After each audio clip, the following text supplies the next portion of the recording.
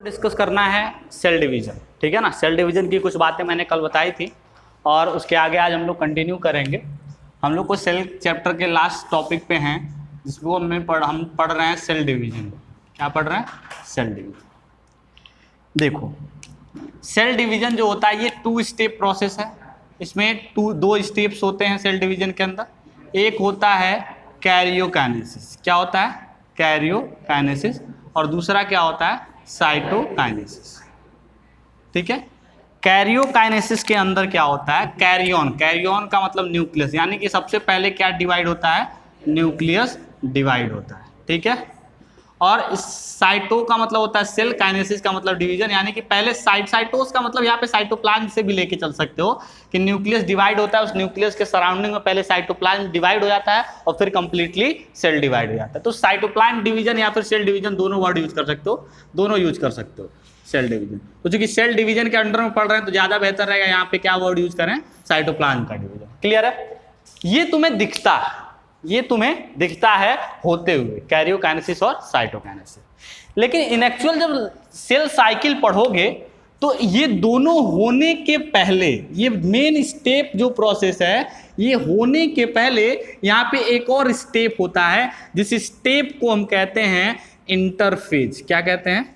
Interphase. ध्यान से समझना, यहाँ पे कुछ चेंजेस होते हैं इंटरफेज में। देखो ध्यान से, ये जो कैरियोकाइनेसिस और साइटोकाइनेसिस है, इन दोनों को मिला के हम कहते हैं एम फेज। क्या कहते हैं? M phase. इसको क्या कहते हैं? M phase. बात समझ में आ गई? और इसको कहते हैं इंटरफेज। सुनो ध्यान से, इंटरफेज क्या होता है? इंटरफेज सेल डिवीजन या सेल साइकिल का वो फेज है जहां पे सेल अपने आप को प्रिपेयर करता है for the purpose of cell division.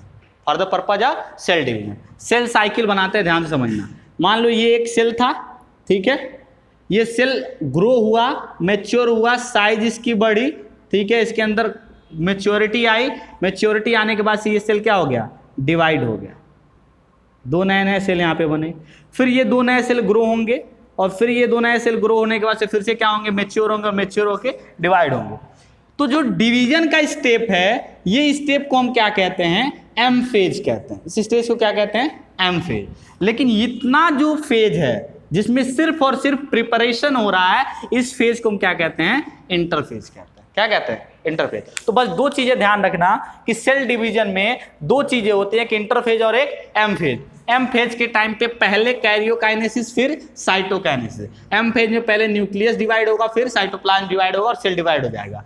लेकिन ये दोनों कराने से पहले एक बहुत बड़ा सा फेज आता है जिसमें सेल अपने आप को प्रिपेयर करता है for the purpose of what? Cell division. अपने आप को सेल डिवाइड करने के लिए प्रिपेयर करता है।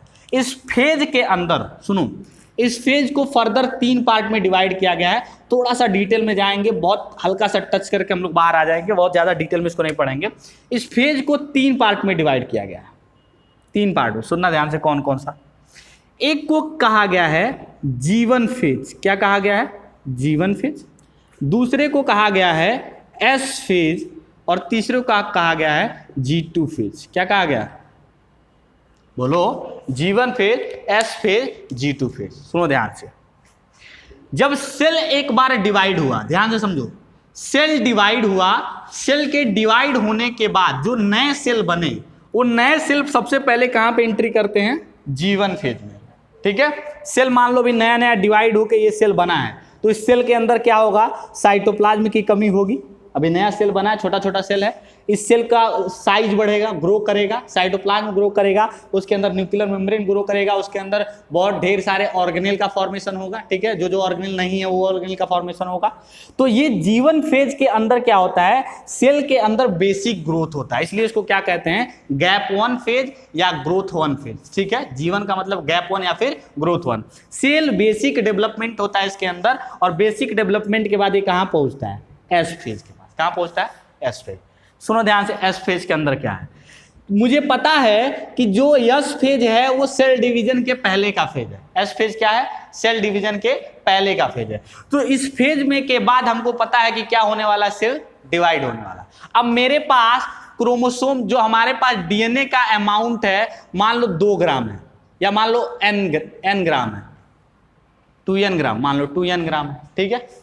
हमको इस डीएनए को 2 पार्ट में डिवाइड करना है, इस डीएनए को 2 नए सेल के अंदर भेजना है। तो हम क्या करेंगे कि इस एस फेज में इस डीएनए का रेप्लिकेशन करेंगे। क्या करेंगे? डीएनए का रेप्लिकेशन। रेप्लिकेशन का मतलब जो ये डीएनए है, इस डीएनए की एक और कॉपी प्रिपेयर करेंगे। बात समझ में आ गई? क्लियर है? तो जीवन फेज में क्या होता है? बेसिक डेवलपमेंट, साइटोप्लाज्म का अमाउंट बढ़ जाना, न्यूक्लियस का साइज बढ़ जाना, उसके अंदर मान लो जो ऑर्गेनेल्स नहीं है उन ऑर्गेनेल्स का फॉर्मेशन हो जाना। एस फेज में क्या होता है? डीएनए का रेप्लिकेशन होता है, डीएनए का अमाउंट क्या हो जाता है? डबल हो जाता है। तो यहां क्या होगा? Doubling of DNA amount. Number of chromosome double नहीं होता, क्या डबल होता है? Amount of DNA. क्या होता है? Amount of DNA. इतना बस याद रखना। फिर G2 फेज में पहुंचता है सेल। कहां पहुंचता है? G2 फेज में। यहां इसके अंदर वो सारे प्रिपरेशन होते हैं जो किसके लिए इंपॉर्टेंट हैं? कैरियोकाइनेसिस के लिए। किसके लिए इंपॉर्टेंट है? कैरियोकाइनेसिस के लिए। बात समझ में आ गई? G2 फेज के अंदर कैरियोकाइनेसिस के लिए जो चीजें जरूरत हैं वो होता है इसके अंदर, G2 फेज के अंदर वो प्रिपरेशन। क्लियर है? बात समझ में आ गई? आप सुनो ध्यान से। सेल डिवीजन का लगभग 95% टाइम किसमें जाता है? इंटरफेज में। किसमें जाता है? इंटरफेज में। और जो 5% टाइम है वो कहां पे जाता है? M phase. कहां पे जाता है? एम फेज को। मतलब क्या कि 24 घंटे में अगर ह्यूमन का सेल डिवाइड होता है, कितने घंटे में? 24 घंटे में एक बार डिवाइड होता है। उस 24 घंटे का 23 घंटा वो अपने आप को प्रिपेयर करेगा किसके लिए? सेल डिवीजन के लिए। बात समझ में आ गई? और बाकी 1 घंटे के अंदर कैरियोकाइनेसिस और साइटोकाइनेसिस फिनिश होके, यानी एम फेज फिनिश होके सेल क्या हो जाएगा? डिवाइड हो जाएगा। बात समझ में आ गई? कल वाले क्लास में तुमको मैंने ये सारी चीजें, मैंने ये सोचा था कि ये सारी चीजें तुमको इसी में कंपाइल करके बता दूंगा, लेकिन फिर मैंने सोचा कि जब तुमको सेल डिवीजन पढ़ना ही है तो हम क्यों ना थोड़ा सा डिटेल में पढ़े। बात समझ में आ गई? जितना तुम उसमें से ले सकते हो वो ले लेना, बाकी छोड़ देना। इसलिए मैंने थोड़ा सा यहाँ पे डिटेल में पढ़ाया, सबको अलग अलग स्प्लिट करके बताया। ठीक है? क्लियर? ये पूरी बात समझ में आ गई? अब सुनो ध्यान से। जो सेल डिवीजन होता है वो 2 तरह का होता है। कितने तरह का होता है? 2 तरह का। एक मियोसिस होता है और एक माइटोसिस होता है। ये क्या होता है? मियोसिस और एक माइटोसिस। सुनो ध्यान से। मियोसिस सेल डिवीजन और माइटोसिस सेल डिवीजन में डिफरेंस क्या है? माइटोसिस जो सेल डिवीजन होता है, इस सेल डिवीजन को कहते हैं इक्वेशनल डिवीजन। क्या कहते हैं? Equational division. ठीक है? और मियोसिस को कहते हैं रिडक्शनल डिवीजन। क्या कहते हैं? Reductional division. बात समझ में आ गई? क्लियर है? सुनो ध्यान से। मियोसिस को देखो और फिर माइटोसिस को देखना। ये मान लो एक सेल है, ठीक है? इधर देखो, ये एक सेल है। इस सेल का न्यूक्लियस ये है। ये क्या है? न्यूक्लियस है। बात समझ में आ गई? होता क्या है मियोसिस में कि हम अगर कभी मैं पूछूं तुमसे कि what is the number of chromosome in your cell, तुम्हारे सेल में क्रोमोसोम का कितना नंबर है, तुम क्या कहते हो? 23 पेयर। क्या कहते हो? तुम 46 नहीं कहते हो, क्या कहते हो? 23 पेयर। इसका मतलब क्रोमोसोम हमेशा किस में रहते हैं? पेयर्स में। तो देखो, मान लो कि एक क्रोमोसोम ये हो गया और इसका पेयर वाला क्रोमोसोम ये हो गया। ठीक है? क्लियर है? सुनो ध्यान से। एक क्रोमोसोम ये हो गया और इसका पेयर वाला क्रोमोसोम ये हो गया। बात समझ में आ रही है? जब मियोसिस होगा, क्या होगा? मियोसिस। तो मियोसिस में क्या होगा कि एक साथ 4 नए सेल बनेंगे। कितने नए सेल बनेंगे? 4 नए सेल। ध्यान समझ में आ रहा है? कितने नए सेल बनेंगे? 4। पहले और थोड़ा डिटेल में समझो। पहले बनेगा 2 सेल। कितना बनेगा? 2 सेल। जब होगा मियोसिस फर्स्ट। क्या होगा? मियोसिस। ध्यान से समझना बेटा, बहुत टफ नहीं है, बहुत आसान होने जा रहा है, पहले ध्यान से समझो। जब मियोसिस फर्स्ट होगा तो एक सेल डिवाइड होके कितना सेल बनाएगा? 2 सेल। और इस डिवीजन में क्या होगा कि क्रोमोसोम के हर पेयर में से एक क्रोमोसोम एक सेल में और दूसरा क्रोमोसोम एक सेल में जाएगा। तो क्रोमोसोम का जो डिवीजन होगा कुछ ऐसा तुमको दिखेगा। बोलो, ऐसा दिखेगा? दिखा? बोलो। आ रही बात समझ में? नहीं आया समझ में? आ रहा है ना? मियोसिस पढ़ रहे हैं हम। क्या पढ़ रहे हैं? मियोसिस। एक सेल के अंदर जब मियोसिस फर्स्ट हुआ तो सेल के अंदर के जो उसके अंदर जो क्रोमोसोम बना था वो क्रोमोसोम के हर एक पेयर का एक पार्ट, एक मेंबर एक सेल में और दूसरा मेंबर एक सेल में चला गया। बात समझ में आ गई? अगर हमारे में 23 पेयर हैं तो 23 पेयर का एक एक क्रोमोसोम इस वाले में और एक एक क्रोमोसोम इस वाले में चले जाएंगे। बात समझ में आ गई? क्लियर है? अब सुनो ध्यान से। फिर इस दोनों सेल के अंदर मियोसिस सेकेंड होता है। इस दोनों सेल के अंदर क्या होता है? Meiosis second. यानी कि मियोसिस के अंदर जो सेल का डिवीजन होता है कितने बार होता है? 2 बार। पहली बार डिवाइड हुआ तो 2 सेल बना और दूसरी बार डिवाइड हुआ तो 4 सेल। अब देखो ध्यान से, अब यहां पे क्रोमोसोम का डिस्ट्रीब्यूशन कैसे होता है। यहां पे क्रोमोसोम का डिस्ट्रीब्यूशन कैसे होता है देखना। यहां पे ये जो क्रोमोसोम है, इस क्रोमोसोम में देखो ऐसा क्रोमोसोम बनाया था मैंने, ऐसा बनाया था, ठीक है, और एक क्रोमोसोम कुछ ऐसा बनाया है, देखो ऐसा बनाया है ना। तो ये एक क्रोमोसोम है और इसके अंदर जो ये वाला स्ट्रक्चर है इसको हम कहते हैं क्रोमैटिड। क्या कहते हैं बेटा? क्रोमैटिड। क्या कहते हैं उसको? क्रोमैटिड। तो एक क्रोमोसोम में कितने क्रोमैटिड हैं? 2। एक क्रोमोसोम में कितने क्रोमैटिड हैं? 2। तो यहां एक एक क्रोमोसोम आए थे।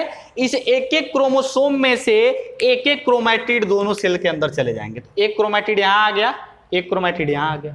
आगे बात समझ में? और एक क्रोमैटिड यहां आ गया, एक क्रोमैटिड यहां आ गया। ऐसे ही यहां पे डिवीजन होगा, एक क्रोमैटिड यहां, एक क्रोमैटिड यहां। बात समझ में आ गई? एक क्रोमोसोम का एक क्रोमैटिड यहां, एक क्रोमैटिड यहां। क्लियर? कितने सेल बन गए? 4। सुनो ध्यान से, अब क्रोमोसोम काउंट करना। यहां नंबर ऑफ क्रोमोसोम कितने थे? 46। कितने थे? यहां कितने हो गए? 23। आधे हो गए।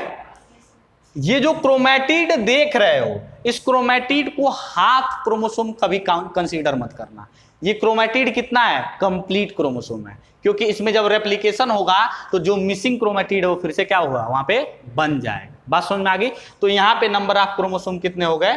23, 23, 23। बात समझ में आ गई? यानी कि जब मियोसिस हुआ तो एक सेल से टोटल नंबर ऑफ सेल कितने बने? 4। कितने बने? 4। और इस मियोसिस में क्रोमोसोम में क्या डिफरेंस आया कि जो नॉर्मल सेल यानी पेरेंट सेल के अंदर जितना क्रोमोसोम था, डॉटर सेल के अंदर उसके आधे क्रोमोसोम हुआ। डॉटर सेल के अंदर उसके आधे क्रोमोसोम हुआ। क्लियर? बात समझ में आ गई? पूरी बात समझ में आ गई? सुनो ध्यान से। मियोसिस के अंदर जब मियोसिस सेल डिवीजन जब किसी सेल के अंदर होता है तो जो पेरेंट सेल में नंबर ऑफ क्रोमोसोम होता है उसके half the number of chromosome कहां पे होता है? डॉटर सेल में। यानी नंबर ऑफ क्रोमोसोम क्या हो रहा है? रिड्यूस हो रहा है। इसलिए इसको हम क्या कहते हैं? Reductional division. क्या कहते हैं? बात समझ में आ गई? क्लियर है? पूरी कहानी समझ में आई? फटाफट नोट करो फिर आगे।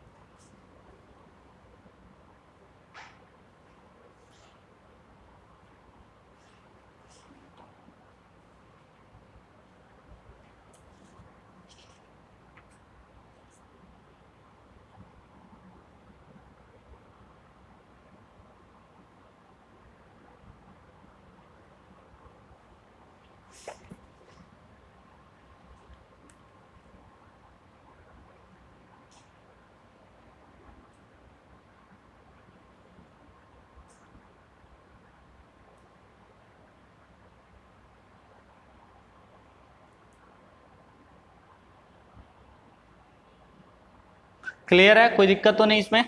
बोलो। बात समझ में आ गई? कैसे डिवीजन हो रहा था? पहली बार क्या हुआ कि पेयर में जो क्रोमोसोम थे वो सेपरेट हुए। दूसरी बार डिवीजन हुआ तो एक क्रोमोसोम के अंदर के जो क्रोमैटिड थे वो सेपरेट हुए। क्लियर है? बात समझ में आ गई? अब सुनो यहां पे ध्यान से। मैं एक वर्ड लिख रहा हूं, उस वर्ड का मतलब भी यहां पे लिखूंगा और फिर तुमको ये कॉन्सेप्ट समझ में आएगा। बहुत फ्रिक्वेंटली एक वर्ड समझ सुनते आए होंगे, गैमीट। सुनते आए थे? गैमीट सुनते आए थे ना? जैसे स्पर्म होता है मेल के अंदर, ओवा होता है फीमेल के अंदर, उसको हम क्या कहते हैं? गैमीट।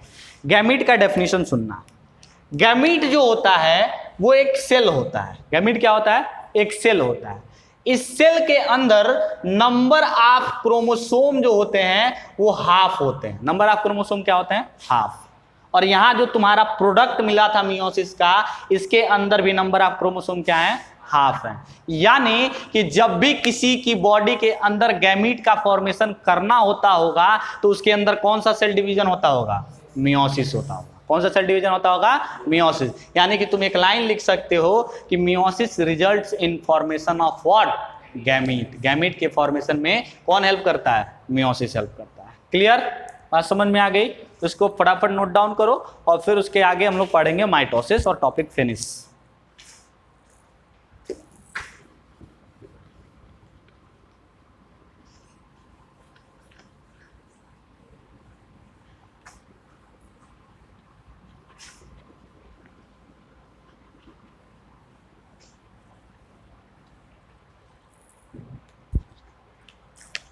ये क्या हम लोगों ने पढ़ा है यहाँ पे?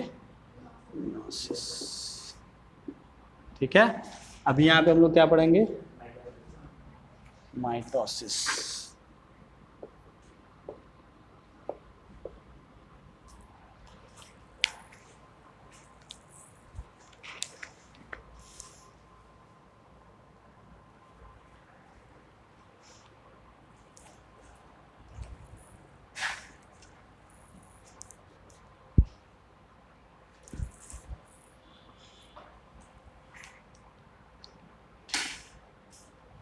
चलो देखो ध्यान से यहाँ पे माइटोसिस।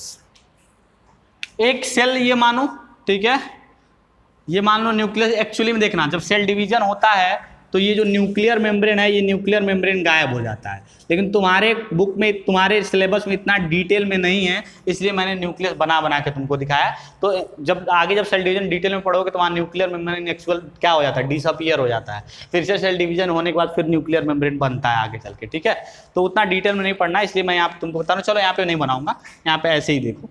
मान लो एक सेल था, इस सेल के अंदर ये क्रोमोसोम था पहला, ये क्रोमोसोम था दूसरा, ठीक है। बात समझ में आ गई? ये क्रोमोसोम था तीसरा, ये क्रोमोसोम था चौथा। मान लो पेयर ऑफ क्रोमोसोम हो गया, एक पेयर ये हो गया, एक पेयर ये हो गया। क्लियर? सुनो ध्यान से, ये सेल जब डिवाइड होता है तो इसमें डिवीजन एक ही बार होता है, सिंगल टाइम डिवीजन होता है। और सेल डिवाइड होके दो न्यूक्लियस बनाता, दो नए सेल बनाता है। कितना नया सेल बनाता है? दो। इसमें क्या होता है कि जो सेल है, जो सेल के अंदर जो क्रोमोसोम है, उसके हर एक क्रोमोसोम का, ये क्रोमोसोम था तो इस क्रोमोसोम का एक क्रोमैटिड एक सेल में और दूसरा क्रोमैटिड दूसरे सेल में। ध्यान से समझना, chromosome number 1, chromosome number 2, chromosome number 3, chromosome number 4। बात समझ में आ गई? यहाँ पे क्रोमोसोम नंबर 1 जब अलग अलग स्प्लिट होगा तो उसका एक क्रोमैटिड यहाँ पे आ गया ऐसे। बात समझ में आ गई? और एक क्रोमैटिड कहाँ आ गया? यहाँ पे। बात समझ में आ गई? क्रोमोसोम नंबर 2 जब स्प्लिट होगा तो एक क्रोमैटिड यहाँ पे, एक क्रोमैटिड यहाँ पे। बात समझ में आ गई? क्रोमोसोम नंबर 3 जब स्प्लिट होगा तो उसका एक क्रोमैटिड यहाँ पे, एक क्रोमैटिड यहाँ पे। क्रोमोसोम नंबर 4 जब स्प्लिट होगा तो एक क्रोमैटिड यहाँ पे, एक क्रोमैटिड यहाँ पे। बात समझ में आ गई? अब नंबर ऑफ क्रोमोसोम काउंट करना। इसमें नंबर ऑफ क्रोमोसोम कितना? 46। ह्यूमन की बात करें तो इसमें नंबर ऑफ क्रोमोसोम 46। क्यों? क्योंकि हमने क्या कहा था कि कभी भी क्रोमैटिड को आधा क्रोमोसोम मत मानना। क्रोमैटिड क्या है? फुल क्रोमोसोम है। क्रोमैटिड क्या है? फुल क्रोमोसोम, क्योंकि उसमें रेप्लिकेशन हुआ था पहले, और रेप्लिकेशन के बाद भाई रेप्लिकेशन के बाद अमाउंट बढ़ गया था, अब वो अमाउंट क्या हो गया? आधा हो गया, तो फुल क्रोमोसोम है। क्लियर है ना? तो यहां देखो, क्रोमोसोम 1 2 3 4 क्रोमोसोम यहाँ है, 1 2 3 4 क्रोमोसोम। मतलब जितना क्रोमोसोम पेरेंट की बॉडी में है उतना ही क्रोमोसोम किसकी बॉडी में है? डॉटर की बॉडी। मतलब जितना क्रोमोसोम पेरेंट सेल के अंदर है उतना ही क्रोमोसोम जो नए बने डॉटर सेल हैं उनके अंदर है। बात समझ में आ रही है? बोलो। तो इस तरह के सेल डिवीजन को, जिसके अंदर number of chromosome in parent cell and number of chromosome in daughter cell equal हो, उसको हम क्या कहते हैं? माइटोसिस कहते हैं। क्या कहते हैं? माइटोसिस। क्लियर? और माइटोसिस को due to presence of equal number of chromosome हम क्या कहते हैं? इक्वेशनल डिवीजन कहते हैं। क्या कहते हैं? इक्वेशनल डिवीजन कहते हैं। क्लियर? चलो ध्यान से अब बताओ मुझे कि ये जो नए नए सेल्स बन रहे हैं, मान लो मेरे हाथ के सेल अंदर के सेल डिवाइड हुए, तो जो नया सेल बना वो बिल्कुल अपने पेरेंट सेल के जैसा था। बोलो, जो सेल डिवाइड हुआ था उसी के जैसा दो नए सेल बने। तो यानी कि जो नया सेल बन रहा है वो बॉडी में क्या करेगा, ग्रोथ का काम करेगा। नया नया सेल जो बन रहा है बॉडी के अंदर क्या काम करेगा, ग्रोथ का काम। तो जो माइटोसिस से जो सेल प्रोड्यूस होते हैं वो किसका काम करते हैं, ग्रोथ का काम। और जो मियोसिस से प्रोड्यूस होते हैं वो किसका काम करते हैं, गैमीट का काम। क्लियर है, बात समझ में आ गई। क्यों माइटोसिस को इक्वेशनल डिवीजन कहते हैं, क्योंकि number of chromosome in daughter cell and number of chromosome in parent cell क्या होता है, सेम होता है। मियोसिस और माइटोसिस में डिफरेंस समझो। मियोसिस के अंदर डिवीजन 2 बार, माइटोसिस के अंदर डिवीजन 1 बार। मियोसिस के अंदर जब नंबर ऑफ क्रोमोसोम क्या हुए, आधे हो गए। माइटोसिस में नंबर ऑफ क्रोमोसोम क्या है, इक्वल है। मियोसिस के अंदर जो नए सेल प्रोड्यूस हुए कितने हुए, 4। माइटोसिस में नए सेल कितने प्रोड्यूस हुए, 2। अब समझ में आ गई। मियोसिस के अंदर जो सेल प्रोड्यूस हुए क्या है, गैमीट है। माइटोसिस के अंदर जो सेल प्रोड्यूस हुए वो क्या है, नॉर्मल सेल है। मियोसिस के अंदर जो सेल प्रोड्यूस हुए किसका काम करेंगे, रिप्रोडक्शन का। माइटोसिस के अंदर जो सेल प्रोड्यूस हुए किसका काम करेंगे, ग्रोथ का। क्लियर है बेटा, पूरी बात समझ में आ गई। फटाफट नोट करो फिर आगे।